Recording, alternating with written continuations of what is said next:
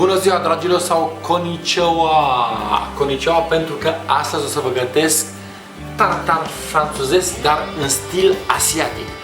Adică nu o să facă la clasic, o să folosesc carne de vită foarte bună, dar o să fac cu ulei de susan, cu un pic de ulei picant, o să fac cu un pic de sake, sos de soia, coriandru, bineînțeles, pentru că ei folosesc foarte mult coriandru.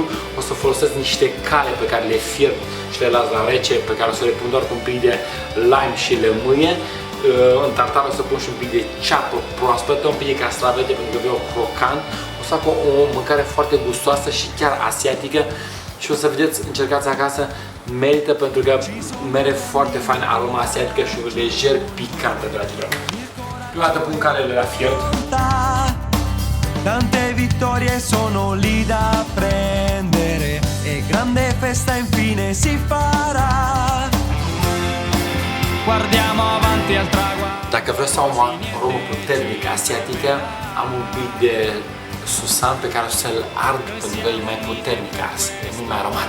Gloria ci sarà.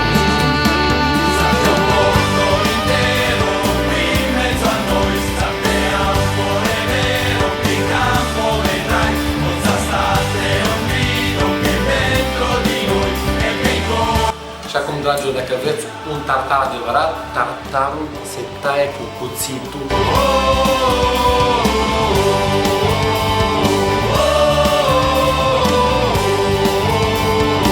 Dragilor, am terminat căreța, e tocat foarte mărunt, e roșie frumoasă și acum încep să-mi toc legumele la fel de mărunt. Castravetele, pentru că e crocant, ceapa de aromă și coriandru care e nelipsit din bucătăria asiatică și care are aromă foarte faină și face diferența, să zic așa, plus sosurile mele, soia, chili, un sos picant, sos de susan și un pic de sake, dragilor, băutura lor japoneză. Ma contro i nostri avversari lotteremo con lealtà. E questa è la nostra forza, la nostra verità. Salta un mondo intero qui in mezzo a noi, salterà un cuore vero, che in campo vedrai, forza state un grido che dentro di noi e che in coro sentirà. Acum, un pic de lime.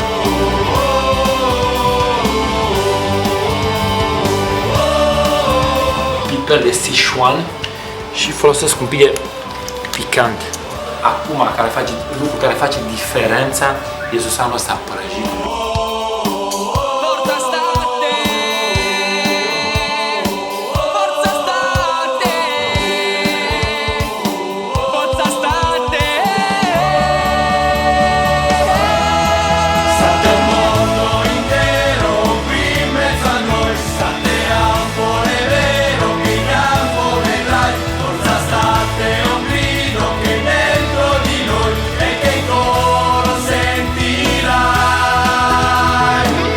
Dragii mei, ăsta este tartarul meu asiatic, foarte aromat, gustos, foarte bun, dar foarte important de știut este faptul că într-un tartar tot tipul vine 70% carne, de foarte bună calitate și restul condimente de 30% pentru că vreau să domine carnea.